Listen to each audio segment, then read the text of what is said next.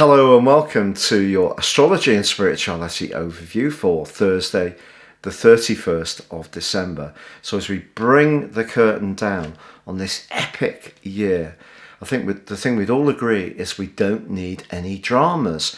So why is it the moon is opposite Pluto? This can create a polarization in emotions like no other.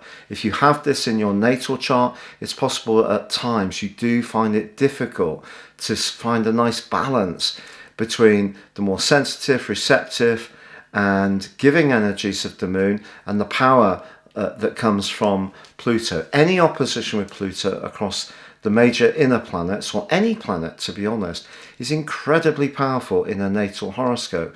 So in today's natal horoscope at midday, the moon opposite Pluto. So I think we could all, be shedding some tears over what has been just such a brutal time. Thinking about the people who've really gone through it, lost their lives, lost loved ones, lost their jobs, lost their hope at times. The isolation that this year has created. But what we can also get as we bring the curtain down on year 2020 is a sense of hope, because there's always the opportunity to renew. And the combination of energies between Saturn and Jupiter really is quite stunning. Now, I was reading in the news online today that one of the professors at the Open University in Britain, an astronomy professor, was rubbishing astrology and basically saying it was a disgrace that the Guardian newspaper, which is sort of the august journal of the left, if you like, had dared to publish an astrologer talking about it being this new epoch. But I can tell you it is. And whether we look at it in terms of sidereal astrology and the combinations in Capricorn, or it's in Western astrology based on the quadrant system on the seasons, it's in Aquarius, it is a new dawn. It is a fantastically powerful time. And I think that's what we've got to look forward to. That Aquarius energy, in my view, is very much about community. It's about connecting to one another. It's seeing the big picture. It's not giving up our individuality. It's harnessing our individuality, but knowing when to collaborate.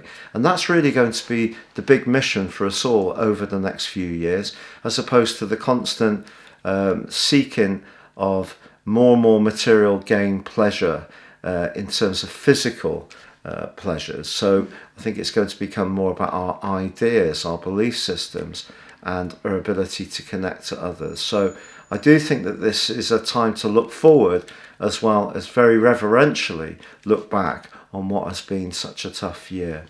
Right. Elisa, what cards have you chosen? Well, I thought to end the year we would just consult our angels. So these are the Archangel Oracle cards, and just see which Archangel is watching over humanity today. And well, Michael hasn't made an appearance recently. He hasn't. He's been He's been busy. He's been busy.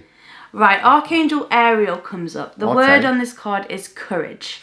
It says, be courageous and stand up for your beliefs. Archangel Ariel is the archangel that oversees our material plane.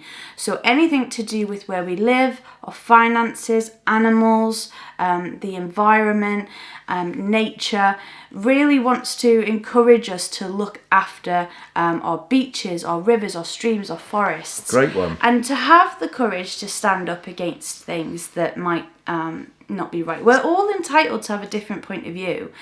But when our point of view encroaches on somebody else's beliefs, particularly if they're their spiritual beliefs, I really do feel we have a problem there, because what we're doing is we're trying to sever their connection to the divine in a way. For me, yeah, that's what that guy's doing. It's yeah, the same the with Open University. Brian Cox, the Yeah. other British astrophysicist, who says that astrology is astronomy for weak people, which is it's basically hate speech. It is, because It is. some of you may have watched The Golden Compass. I know that there's been books that were out, there was a movie, and now there's a TV series. And the premise of that movie is that we're all born with this little animal that's sort of attached to us. It's our spirit animal who we can talk to. It feels what we feel what they feel. And the whole organisation of this Golden Compass people, they're wanting to sever children from that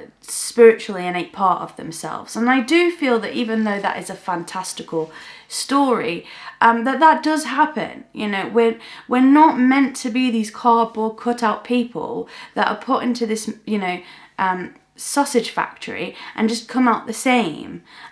It's about having the courage to say, no, well, my beliefs are a bit different. I respect your beliefs.